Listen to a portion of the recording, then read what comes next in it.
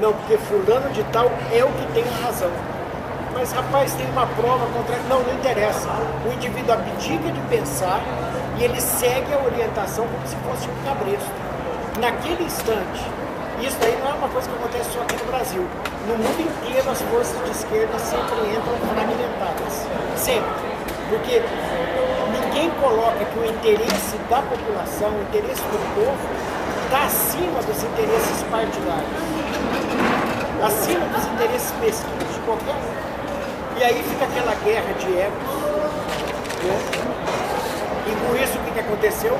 Nós temos na presidência da Câmara um indivíduo que é super comprometido com o que é mais reacionário, mais antidemocrático, mais pobre dentro da política nacional.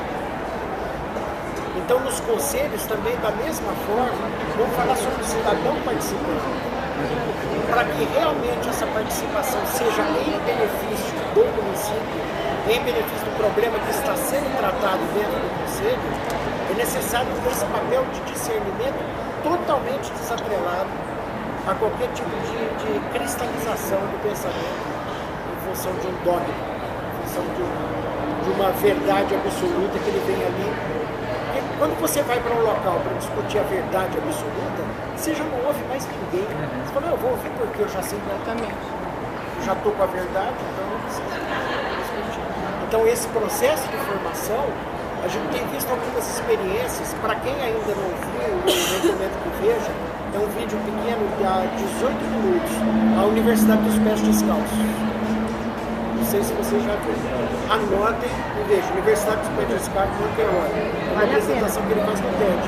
Então, com as crianças da escola, na comunidade, eles fizeram um governo paralelo, com o primeiro-ministro, com o ministro da Saúde, com o ministro da Agricultura, com o ministro de Atividades, ministro dos Esportes, entre as crianças. E funciona maravilhosamente bem. Porque uma das coisas que é mais trabalhada em cima das crianças é a questão da transitoriedade. Ou seja, você está hoje aqui, mas amanhã esse cargo não é seu. Você passa para o seu amiguinho e tal. Vale a pena ver pública. Mas será que isso funciona? Funciona, gente.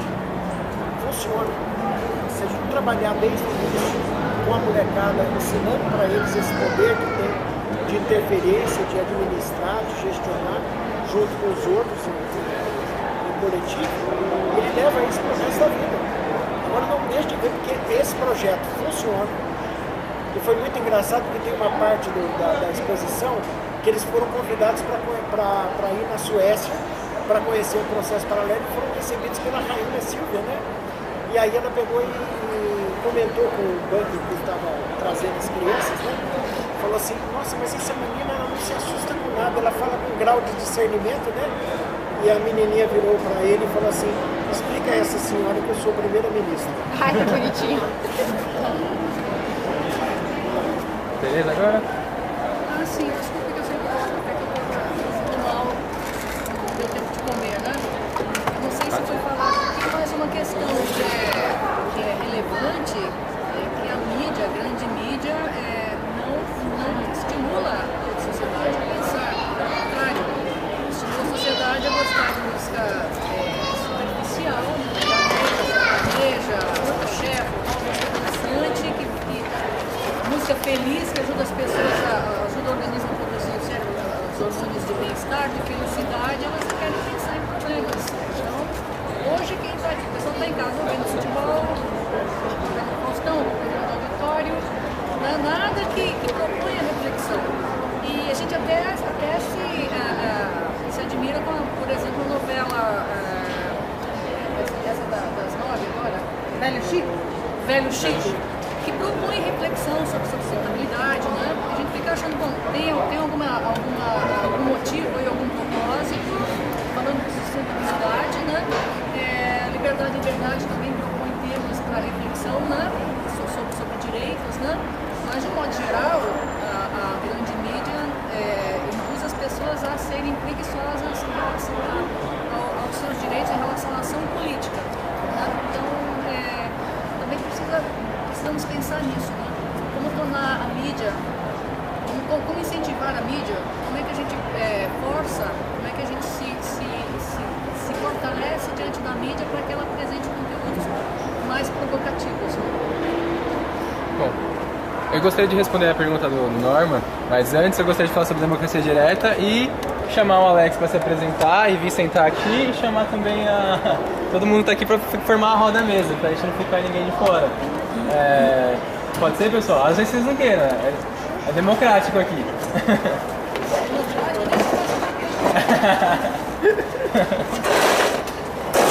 Roda aqui, aí, vamos lá.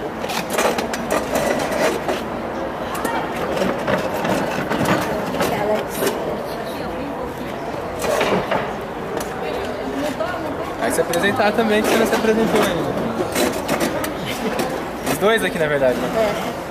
Bom, para quem não me conhece, eu sou a Rose Losaco, tá? Sou fundadora da rede, não estou mais na rede, mas eu estou na equipe da campanha da Tereza. Eu faço a coordenação política da campanha dela. Eu tenho uma forte convergência com os valores que a rede defende, pelo menos os que estão no papel, né? Então, a democracia direta é um deles. E aí houve esse convite para o evento de hoje, para debater o tema democracia direta. Eu penso que é por isso que eu estou aqui, né? É isso, né? Então tá, a gente tem diretrizes básicas já do programa da Tereza, e entre eles a gente inseriu o mandato coletivo, porque é um dos conceitos da rede. Todos os pré-candidatos, em tese, devem defender isso, né? E é uma das formas que a gente encontra para já começar a inserir o conceito da democracia direta. E a partir daí